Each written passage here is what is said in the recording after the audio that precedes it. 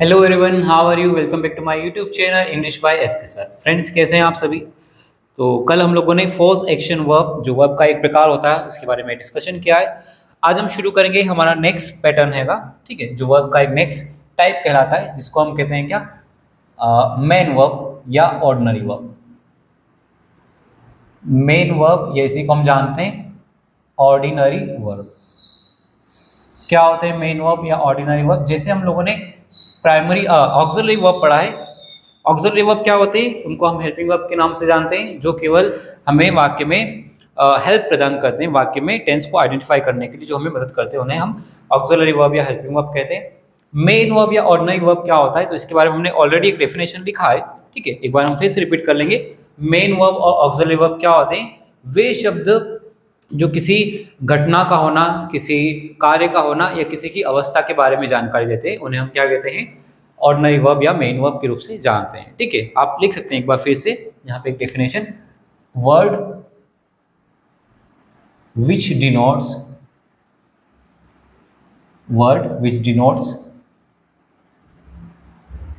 Being of an action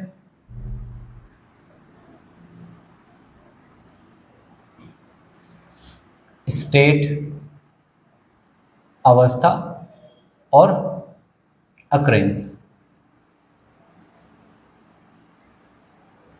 ठीक है। मतलब वह शब्द जो हमें किसी कार्य का होना, एक्शन मतलब कोई गतिविधि, कोई एक्टिविटी, कोई कार्य, किसी कार्य का होना, किसी अवस्था के बारे में या किसी घटना के बारे में जानकारी देते हैं, उन्हें हम क्या कहते हैं? मेन वर्ब या ऑर्डिनरी वर्ब के नाम से जानते हैं, ठीक है। अब यहाँ पे हम नेक्स्ट पॉइंट लिखेंगे, टाइप्स ऑफ मेन वर्ब।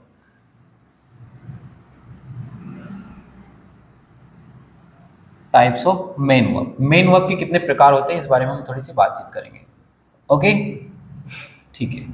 तो मेन वर्ब के में हम लोग देखेंगे मेजर कुछ 8-10 प्रकार की मेन वर्ब या मुख्य क्रिया होती है, ठीक है। 8 से 10 प्रकार की मुख्य क्रिया पाई जाती है, उनके बारे में हम बात करेंगे, ठीक है। तो पहले हम बात करेंगे, फर्स्ट कैटेगरी होती है types of main verb. Main verb की कुछ जो फर्स्ट कैटेगरी होती है उसको हम कहते हैं डायनामिक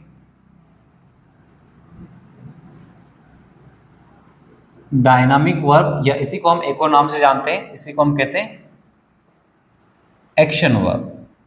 डायनामिक वर्ब या एक्शन वर्ब, ठीक है। क्या होती है डायनामिक वर्ब या एक्शन वर्ब? तो इसका एक शॉर्ट लैंग्वेज में हम इसको डिफाइन कर सकते हैं, अ वर्ड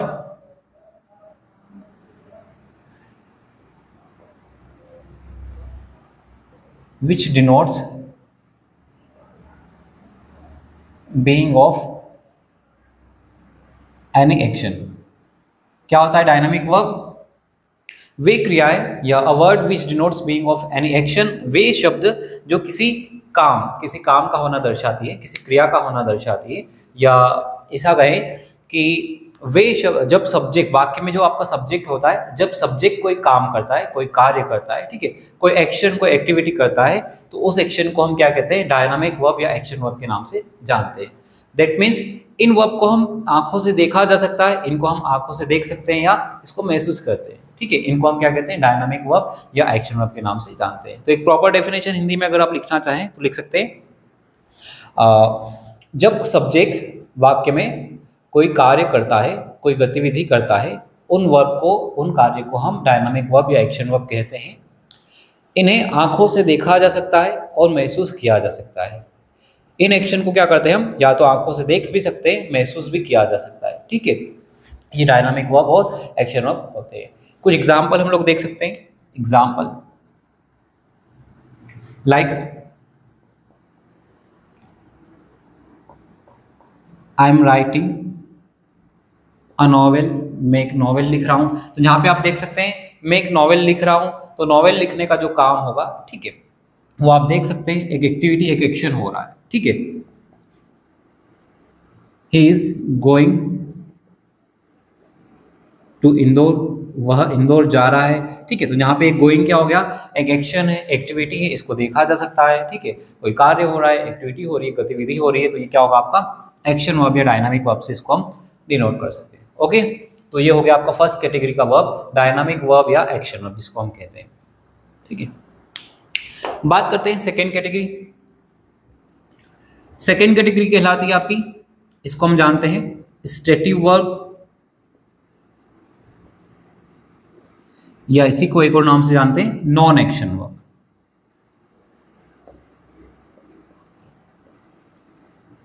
स्टेटिव वर्ब और non action verb. Second category क्या होता है आपका, स्टेटिव वर्ब या non action verb. Stative verb मतलब जो केवल अवस्था बताने का काम करते हैं, तो यहां लिख सकते हैं हम a word denotes state of the subject।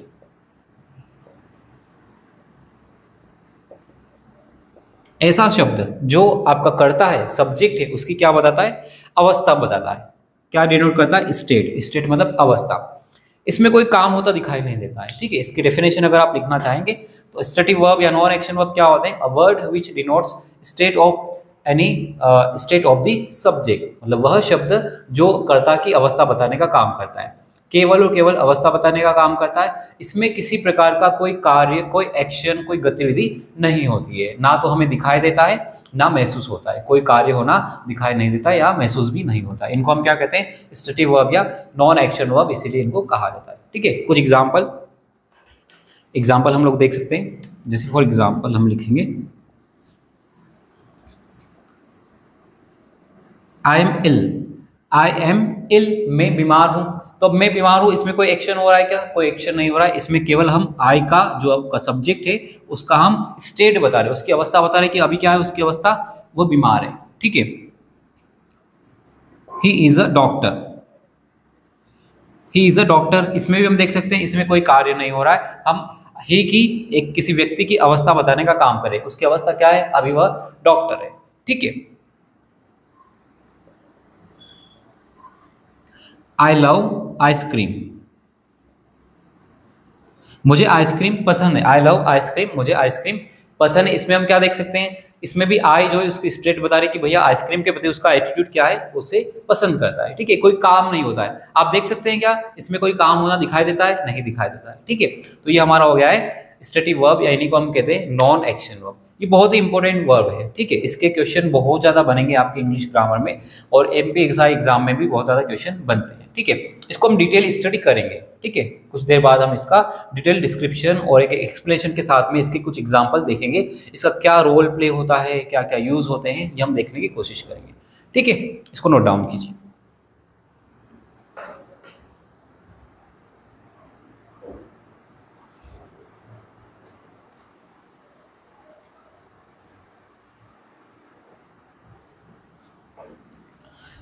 आइए दोस्तों, हम बात करेंगे स्टेटिव वर्ब के बारे में। कुछ और इंपॉर्टेंट कंसेप्ट होते हैं जिनको हम समझने की कोशिश करेंगे। एक पॉइंट नोट करेंगे इसमें, स्टेटिव वर्ब जो होती है can't be seen. Can't be seen, और हम लिख सकते हैं, ठीक है, इतना ही लिखेंगे, ठीक है। स्टेटिव वर्ब क्या होता है हमने ऑलरेडी डेफिनेशन क्लियर किया है, लेकिन इसमें एक पॉइंट नोट करेंगे, इसको देखा नहीं जा सकता। जो आपकी स्टेटिव वर्ब होती है, अवस्था बताने का काम करती है, उनको हम देख नहीं सकते, ठीक है। केवल महसूस कर सकते हैं, देखा नहीं जा सकता है, ठीक है। फिर सेकेंड पॉइंट, इनको हम एक और तरीके से समझ सकते हैं कि कौन कौन सी ऐसी क्रियाएं हैं जिनको हम स्टेटिव वर्ब की कैटेगरी में रख सकते हैं। कौन कौन सी ऐसी क्रियाएं या ऐसी अवस्थाएं होती है जिनको हम स्टेटिव वर्ब के नाम से रख सकते हैं। तो आप इसमें एक रूल लिख सकते हैं, S F M P A, ठीक है। देखो इसमें समझने की कोशिश करेंगे, S F M P A मतलब क्या क्या ऐसी क्रियाएं होती है जो स्टेटिव वर्ब की कैटेगरी में आती है। जैसे एस से हम लिख सकते हैं यहाँ पे सेंस। जो भी आप सेंस है, जो महसूस कर, जो आपके सेंसेस है, मतलब कि टेस्ट करना, देखना, स्मेल करना, ठीक है, टेस्ट करना, ये सब जो क्रिया होती है, सेंसेस की जो क्रिया होती है, इंद्रियों की क्रिया होती है, उनको भी हम क्या कहते हैं, ये स्टेटिव वर्ब होता है, ठीक है। इनमें कोई काम होता दिखाई नहीं देगा। फिर फीलिंग, जो आपकी सारी फीलिंग से भावनात्मक क्रियाएं होती है, किसी को पसंद करना, प्यार करना, नफरत करना, सम्मान करना, अपमान करना, ठीक है, ये सब क्या है, सेंस ऑफ फीलिंग है, ठीक है। वर्ब ऑफ फीलिंग इनको कहते हैं। तो इनके साथ भी हम कहेंगे कि ये भी स्टेटिव वर्ब होती है। थर्ड आता है आपका मेंटल प्रोसेस। मेंटल प्रोसेस मतलब क्या होता है, वे सारी क्रियाएं जिसमें हम माइंड का इस्तेमाल करते हैं। माइंड का इस्तेमाल करना मतलब कि सोचने की क्रिया, विचार करना, ठीक है, याद करना, ठीक है, किसी को भूलना, माफ करना, ये सब जो क्रियाएं होती है ये मेंटल प्रोसेस में होता है। तो इनमें भी कहा जाता है कि ये भी आपका स्टडी वर्क की कैटेगरी में आता है। फिर next P stand for position.